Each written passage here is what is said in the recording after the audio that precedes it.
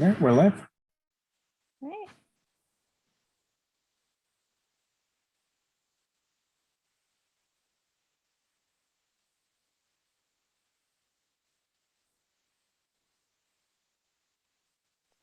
Hello, thank you for joining us today. My name is Vanessa with the Dallas Public Library, and we are excited to offer this program in partnership with the Office of Environmental Quality and Sustainability. Just a few housekeeping things. You will be muted and not be able to turn on your camera during the meeting. However, if you have any questions, feel free to put those in the chat. So we are recording this, so you will be able to go back and rewatch it on the library's YouTube page.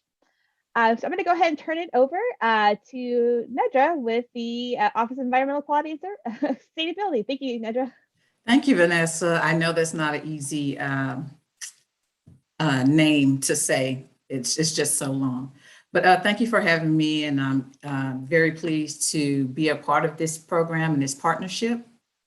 And so, yes, I'm going to be presenting today on how does water connect us in Dallas. So not just Dallas, but as well as around the state of Texas. So before I move forward, I'm going to go ahead and just turn off my camera so I can save on bandwidth.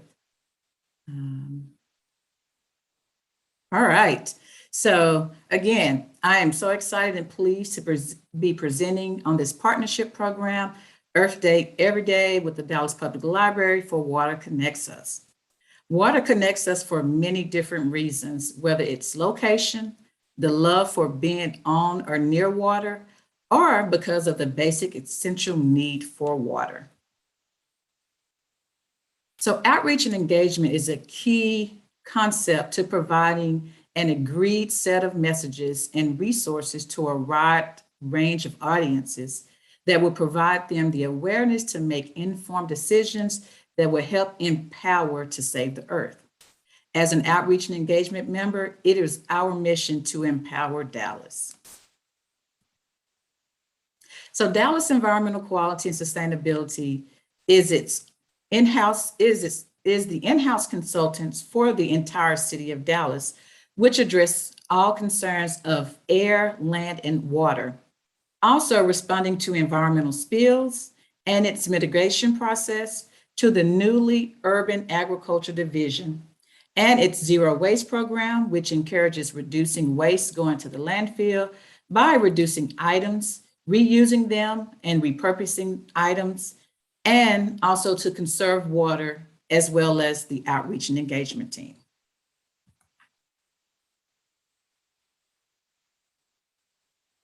Outreach and engagement provides education and awareness to those that live and work in Dallas. We do this by attending speaking engagements, both in person and virtual, at homeowners meetings, local organizations meetings, and with corporation companies such as Southwest Airlines and Match.com. We also provide education from K through college. We host major events such as WaterWise Landscape Tour and the Youth Climate Symposium. For these programs, we speak on a range of topics from A to Z. Here's a beautiful picture of the Trinity River, and with partnership and collaboration, all of Trinity River could look this beautiful. But first, we must think about stormwater, which is also our water. Stormwater can pick up anything in its path and can be polluted before it enters our local lakes, creeks, stream, and the Trinity River. How stormwater is released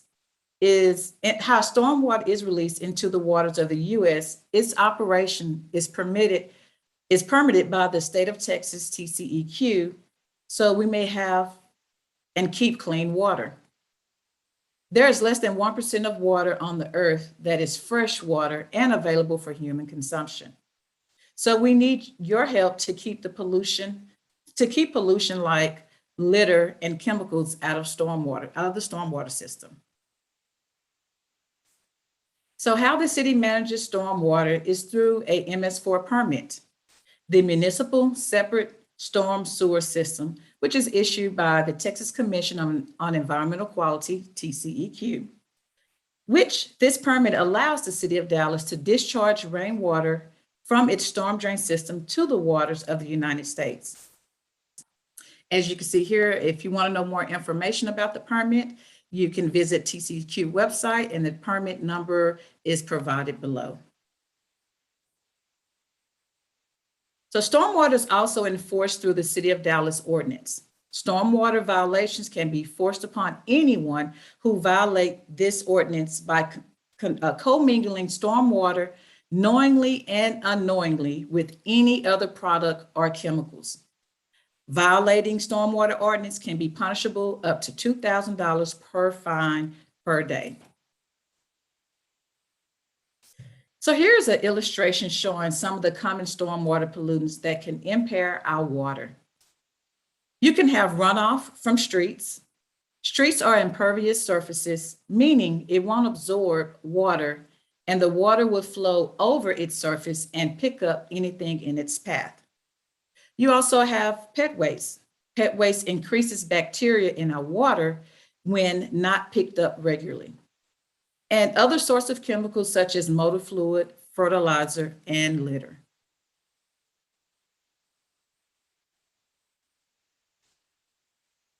So it's important to know how to protect the Trinity. Now let's look at the history of the Trinity River and how we got here.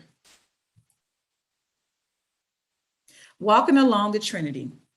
History tells us that the Caddo Indians lived along the river, and it was discovered by a French explorer, Robert Cavelier de La Salle, and named it the River of the Canoes.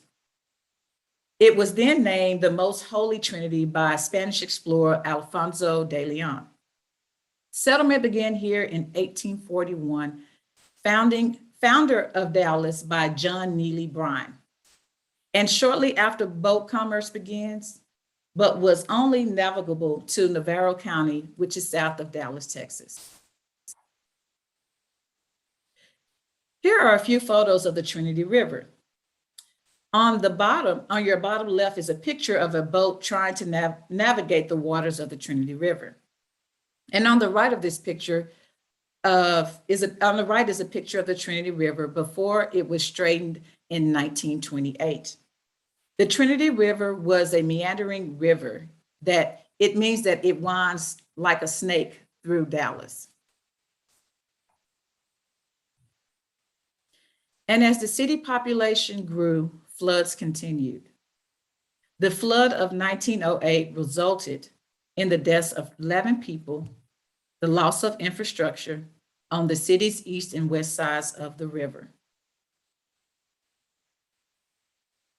4,000 people lost their homes, and much of downtown Dallas was flooded and underwater due to the river butted up to the Red Courthouse, and this had an impact for the leaders to change the course of the river. So on this slide, it shows you the actual photos of the Great Flood of 1908. As you can see here, this is the trestle before the break. The trestle before the break of the flood. And then also the picture on your right just shows you pictures of when the flood actually happened and how the residents of Dallas had to either find some type of way to kind of float to an area of safety. So on this slide here, it shows a closer picture of the Trinity River before it was straightened out. And as you can see, the left picture shows how it meandered around to the Red Courthouse. And also that would be considered Houston Street. And a current picture, and also there's a current picture in the top right-hand corner that shows the floodway as of today and what it looks like. And then the bottom right-hand is a picture of the flood that occurred in 2015 that estimated a total of $50 million in damages.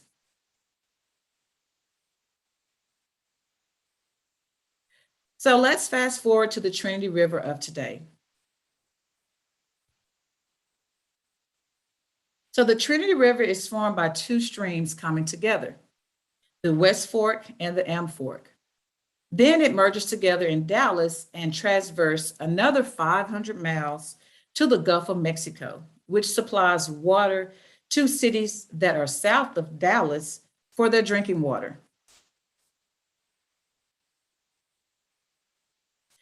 Dallas is located in the upper Trinity River watershed of the Trinity River.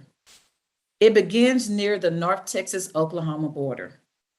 It is the largest river basin contained within a single state.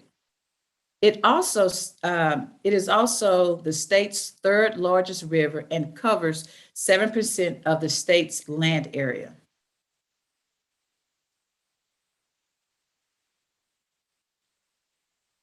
So this geographical map here shows the merge of the two forks.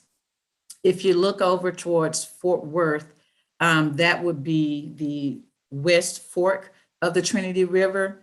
And if you also look over towards the Dallas area, which would be the M fork of the Trinity River, and how those forks will merge together. And as you can see, the river continues to flow down south and then out to the Galveston Bay and the Gulf of Mexico.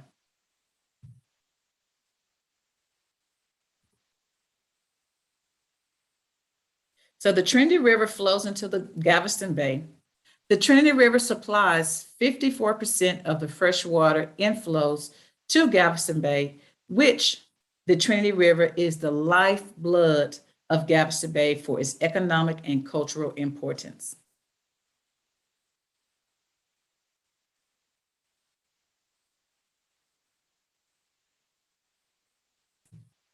So water is all around us.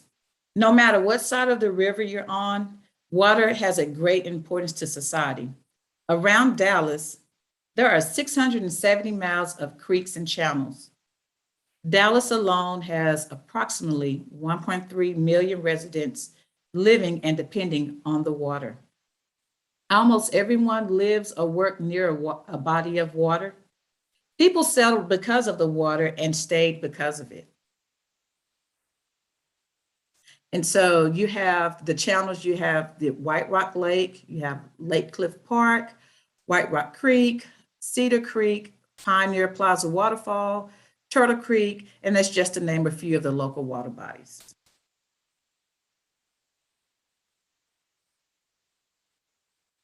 Because of its importance of water, there are concerns to consider like trash. Trash is a huge impact to our water and marine life that thrives and survives on water. And we must be diligent to make sure trash stays out of it. So let's just discuss how does trash travel? Trash is considered a litter and floatable. It can become airborne. It can flow from an open trash receptacle and then into a storm drain and through its storm drain system, through the pipe system down to the ocean, and where marine wildlife can mistake it for food. And eventually you can have death of these marine wildlife.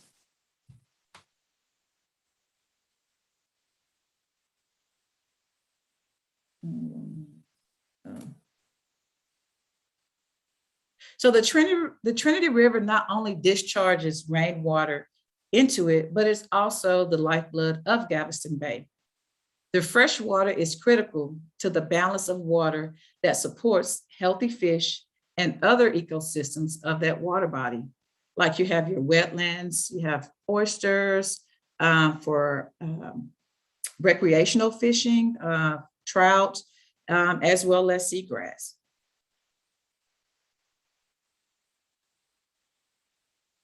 So remember, it's water all around us. Understanding how stormwater is our water, and it starts with each of us to keep it clean. Here are a few helpful tips we can do on a daily basis and at home. If you have a dog, pick up its waste on a regular basis. Dog waste that ends up in our water provides additional bacteria to our water, which is not good for human consumption, as well as not good for us as far as recreating, fishing, and just activities like that, as well as swimming. And then you also want to dispose of trash leaves and yard waste properly. Also consider composting. This will minimize your waste going to the landfill. throw nothing down on the ground. It would just end up in the storm drain and in our water. Properly dispose of your auto and household chemicals.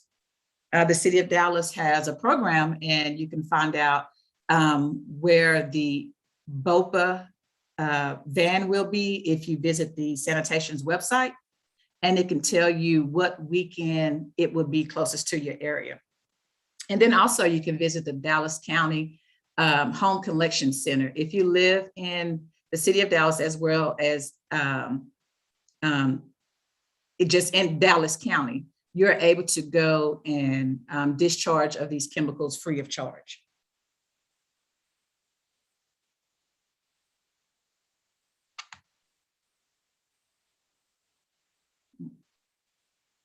Hold on. Okay, and the activities we do at home has some severe impacts to our water, like applying pesticides, herbicides, and fertilizers to our lawns. So we want to encourage you, when using these products, make sure to follow manufacturer instructions and not to over apply or before a heavy rain event. Your product will just wash right off your lawn. These chemicals can also promote bacteria and algae growth in our water, which depletes oxygen and can cause fish kills. You can purchase eco-friendly products for your lawns to keep our fresh water healthy and clean.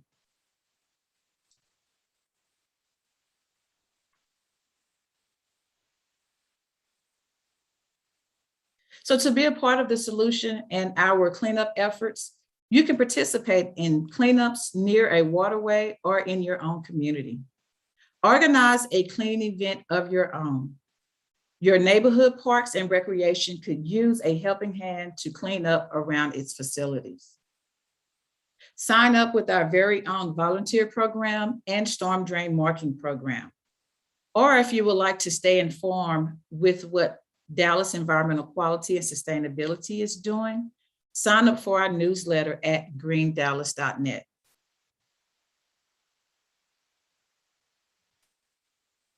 So I will hand the virtual podium over to Judy to discuss the upcoming photos and the closeout.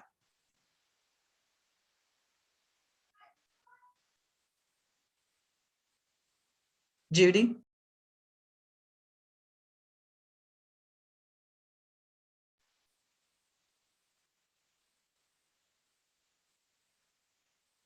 Okay. Judy, are you there? Okay, so I'll just go ahead and move forward. So these are some pictures that was taken by some photographers when the city had a program that allowed amateur photographers to go out and take these beautiful pictures along the Trinity River. So this picture here was provided by Cole Hansen, which were the great egrets in the forest. And of course, this is what we want the Trinity River to look like. We want to bring more animals. We want for it to be beautiful. We also wanted to use it for people to be able to use it, whether it's for enjoying being on water or just going out taking lovely photos of animals near and around the water body.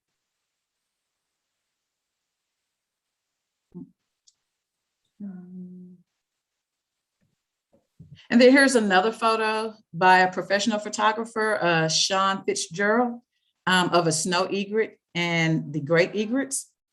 So such a beautiful photo. This photo was taken as well around the Trinity River. And this was also part of the photo contest. And I believe this photo was one of the top contestants during that time for the photo contest. And we have here such a beautiful picture of the Dallas floodway. Right now, as you see, there's no water there, but when there's a significant amount of rain event that happens, so this is where a lot of the overflow of the water from the Trinity River would flow into. And so again, this is just another picture that was taken in the Dallas floodway for the Trinity River photo contest. And again, I believe this was another top contestant for the photo contest at that time. And then you have the lovely waterfall at the Pioneer Plaza downtown. This is actually a natural spring downtown. And then Judy can actually speak more to this waterfall at the Pioneer Plaza. Hello, I finally am not muted anymore. Yeah, this is so funny, isn't it? The era of us muting ourselves and not being able to unmute ourselves. It's like, where was this all the years past? But yes, so I'm happy to join for a moment and talk about these. Nedra, those were great descriptions and introductions. I put a few more things in the chat about some of these. But, you know, the main thing that we wanted to say is this, you know, these areas in Dallas, there's just these beautiful pockets of these wild spaces and these natural ecosystems and environment, even though this is such a densely populated urban center. And people think of it mainly through the lens of concrete and glass, but we really are privileged to have the opportunity to partner with the library to hopefully show you that there's this other side of Dallas that's available to everybody. You saw some of these pictures that are along the Trinity River, all the way down. Basically that, as Nedra said, the confluence of the river starts at the West Fork and the Elm Fork, which is near the Bachman Lake area. And then the river turns into one stream that goes all the way down to the Gulf of Mexico. And on the way down there, then there's all these different wild spaces and environs and ecosystems that are just thriving. And they have different plants and animals and lots of water. There's actually so much water here. I was talking yesterday to a forester who just came from Montana. And you know, I don't see Montana as a state that has water problems, but they said there's such water problems right now because of the drought and because of the dry conditions. And he was up there for a couple of weeks helping support in the airport for the firefighters that are coming in and the planes that are taking out the, I guess, the chemicals that that fight fire. So anyway, it was quite an interesting experience talking to him, so different than what we're having right now. So what you're looking at here is Pioneer Plaza, and believe it or not, this is a natural waterfall, one of the few that remains here in Dallas. And so there's a spring that feeds this, and sometimes it actually does, you know, stop, but most of the time there's actually water falling. So come on down by City Hall and you can see it. And Judy, I can go back to the previous photos if you want to speak more to those. Sure, yeah, you can come back up to them. Okay. Yeah, so this was taken near the Trinity River Audubon Center, and that area, it's off of, it's 6500 Great Trinity Forest Way is the address. It's you know, south of downtown, about really 8 or 9 minutes drive from downtown Dallas. And the Trinity River Audubon Center is this super place. It's so restorative and wonderful. And the back door is about 1,500 feet from the Trinity River.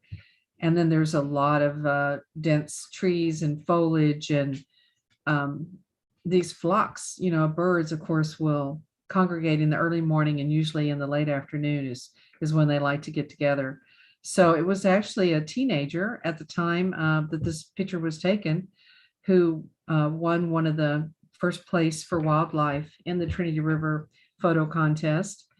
And but even though this was a couple of years back, you can still go see these beautiful places, and there's trail down in this area. The Audubon Center itself has 4 miles of trail, and they are open with reduced hours, but they are starting to open back up. And there's also the AT&T trail that can be accessed without going into the parking area of the Audubon Center. There's a separate parking lot where you can park and then get on what we call the AT&T trail. And the whole trail system out there is about 5 miles of trail between the AT&T trail and the Trinity Forest trails. It's all concrete trail and really takes you across the river and through some beautiful vistas. So as with any Wilderness Trail. It's not lit, so I would recommend that you get there with, full gear, PPE, water, snacks, walking stick, hat, sunscreen, all those things. And then do that in the morning, or, if you want to brave the mid-afternoon, but definitely be heading out and getting near your car before it's even close to dark, because as I say, there's no lights on this trail. So just like a trail in Yosemite or in any other fabulous park around the country, the recommendation is to get back to your camp or get back to your car before it gets dark. Next slide. Yeah, this is Sean Fitzgerald is a pro photographer here in Dallas. He spends a lot of time along the Trinity taking some marvelous pictures. This was taken near the crescent-shaped wetland that is further south from the Audubon Center. It's actually even a little bit further south of the landfill, the McComas Bluffs landfill here in Dallas. And it's a Corps of Engineer area where there's what they call it the crescent-shaped wetland. And the birds really like to gather there, especially in the evening and again in the early morning. And so, Sean captured this bird preening, which is just gorgeous. And the shadows are falling on the birds. So it's very, very pretty picture. The next one. The Dallas floodway is, it's such a long story and an interesting place. You can look in documents for the city of Dallas from over 100 years ago, and you can find where, citizens and city leadership have wanted to be able to do something with the land there, because in 1908, there was that huge flood, as Nedra shared with you, and it changed the dynamic of the city, and they decided to, build the levees. And so the levees are about 30 feet tall. There's 11 and a half miles on each side of the Dallas floodway. And then the floodway is almost a mile across. So it's one of the biggest floodway systems in the country and managed by the city. And then we partner, of course, with the U.S. Corps of Engineers.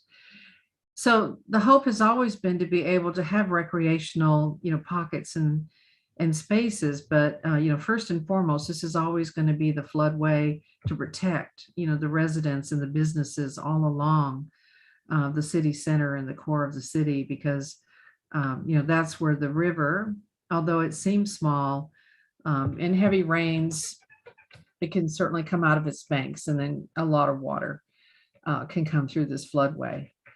You all may remember, I believe it was in 2015. There was quite a bit of water. We had a lot of rain, and many people said, oh yeah, it almost, filled up, but no, it was probably about, I think they said it was about 10, maybe 10 feet up, what they call the size of the levees. And the levees it's like an inverted V. So it takes a lot more volume as it starts going up the levee. So, the water comes out of the bank, it spills across the floodway, but then to start having it inch up the levee walls, the berm, so to speak, it takes a lot of volume of water to do that, because, they're leaning away from the V at the bottom. So it just takes more volume to go to a higher footage, I guess you would say. But it's a beautiful place. Right now, the monarchs, if you go down there, and you can enter this area in several places. One place is at Sylvan Avenue, and I believe it's 3700 Sylvan Avenue.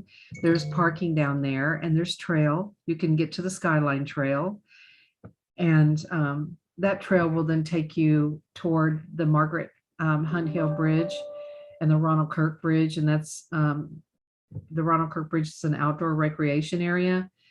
And right now you'll see a lot of monarchs. They'll be kind of following the river, and you'll see them resting on the floodplain and then moving on south. So it's a beautiful place. There's a lot of different birds and plants and an environment down there. Of course, we do have to maintain it. We can't let the grass grow too high, because, as you know, forest, high grass, all that impedes the flow of water. And the objective is to be able to have the water pass more quickly through this area and go on and drain on out into the river. So it just keeps heading on down south toward the ocean. So hopefully that gives you a little bit more insight into that. And then, yes, I had talked about Pioneer Plaza, which I think is such a fabulous just phenomena to know that right in the heart of the city, near freeways and skyscrapers, we still have natural springs and this natural waterfall. So please come see it sometime. All right. And visit us anytime on greendallas.net, and you can reach us at greendallas@dallascityhall.com. And then also please follow us on our Facebook and Twitter and Instagram. We love having people engage with us and invite us to come out and talk to your groups. If you have a team building, or if you just need a break from the work that you all do, we're happy to come and talk to you either virtually. And, sometimes we're happy to be in person as well. So thanks so much.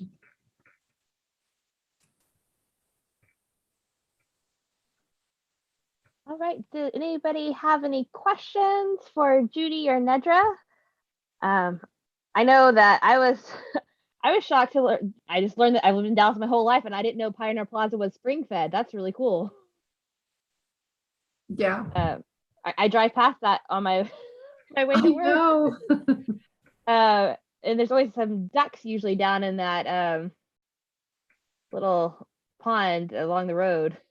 Yes. And we also there's another spring that's still running, a freshwater spring. It's called Big Spring. There's a creative name for you, right? But it's called Big Spring, and it's out near the Texas Horse Park, which is off of Pemberton Road and Elam Road.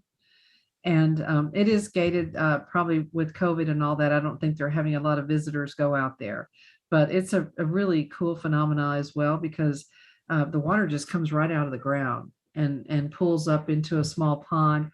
And there's a amazing oak tree out there that they think is probably like 150 years old. If it could talk, it could tell us a whole lot. Oh, So that's really cool. we'll try to maybe have a presentation on that when things settle back down and we get back to our normal routines, and maybe we can have people out there, and then we'll talk. Maybe we can do a presentation about that. That would be really cool. Yeah, because y'all did a great job on covering the surface water here. But yeah, the groundwater is something that we don't think about as often sometimes, because we don't see that. It's time to do that, to tie that into it. Phase 2, surface water. groundwater. Yeah, and I know there's been a lot of work done. I mean, I've seen the difference in the Trinity from when I was a kid to now, and it's so much prettier, especially in the downtown area, than it used to be. Yeah, a lot of effort, and a lot of it is just people like you. We're all working together and becoming more aware and conscious of what we need to do to keep it looking good and to have a nicer experience when we do engage with it. So hopefully there's more to come in the future.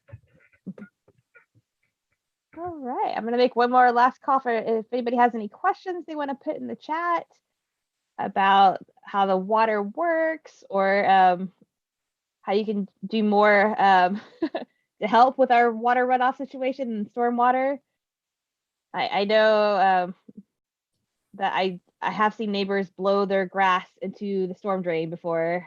Oh no. I do not live in the city of Dallas, but I saw that and I was like, oh, that's yeah, because like you said, all the water connects to. Yeah. Well, and when they do that, you think, oh, it's biodegradable, that'll deteriorate. And that's true. And Nedra actually knows more about this than I do. But what happens is you can have an algae bloom from that if you put enough into that storm drain. And if for some reason it sits for a while into whatever water body it goes to, it can create, just heightened bacteria, an algae bloom that that contaminates the water, because everything that's in that water has to be cleaned out of it when it gets used by the people downstream of us.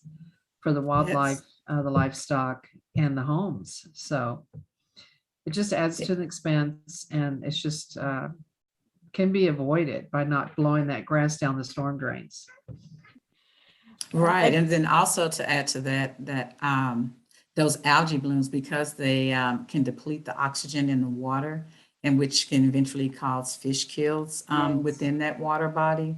So you're kind of looking at once that fish, if it's not removed in a timely manner, then that fish begins to break down in that water, and that's just additional bacteria or the contaminants that's been released in the water. So which is a Yeah, big so that's an concern. entire disturbance into that ecosystem. And I know people Correct. think of ecosystems as being, the Serengeti in Africa. And yes, it certainly is. But an ecosystem can be something like just that neighborhood pond that has those fish in it that Nedra just mentioned, and the plants and the insects and things that are thriving off of that water. And if suddenly that's highly contaminated with the grass and sticks and maybe chemicals, maybe somebody's over using chemicals, or just dumping something in the storm drain that shouldn't be there, then yeah, it totally upsets that and can destroy it. Can destroy that whole pond and everything in it. And of course, then the water's contaminated. That has to be cleaned out, which it would be. It goes through the wastewater treatment plant, but still, anything we can keep out of it is a lot better for the entire environment and ecosystem. Absolutely. Very Yeah. true. And as we learned in one of our grow with us sessions, leaving those grass clippings on your lawn, if you have a mulching mower, is actually beneficial to your lawn, because all of that nitrogen that would be causing those algae blooms stays on your lawn and fertilizes your lawn again. So Yes, yes. it's actually more beneficial to leave it there. Yeah. Absolutely. And I know people say, well, it can smother your lawn, and I have a pretty good sized lawn. So I do go out in the spring and I use a little hand aerator, and here I go, and try to give it a little air just to make sure it's okay. So it's just a little bit of extra work, but yeah, definitely we use a mulching mower and leave the clippings on. Yeah. Yep, and that I think the aeration actually improves your soil permeability too, which helps with runoff also if the Yes. ground can absorb more of it. Yes. That's as much as I'm not a big huge lawn proponent, there are some benefits to lawns in water absorption and other things, as long as they're properly managed. So yeah, there's definitely, it's better than concrete. I Yeah. always tell people it's better Better than than concrete. concrete. I know That sometimes is it's tempting. correct. Sometimes it's tempting in August, when your lawn's looking bad, to just yank it all out and pave it over, right? Well, we're not having a problem this August. Oh no, that's true. That's true. With all the rain we've been getting. Green this year. Yeah. Very, very true.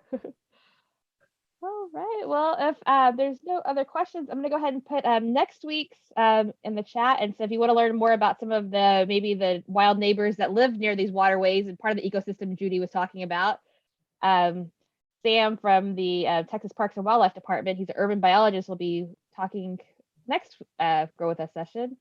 I'm sorry, next Earth Day every day.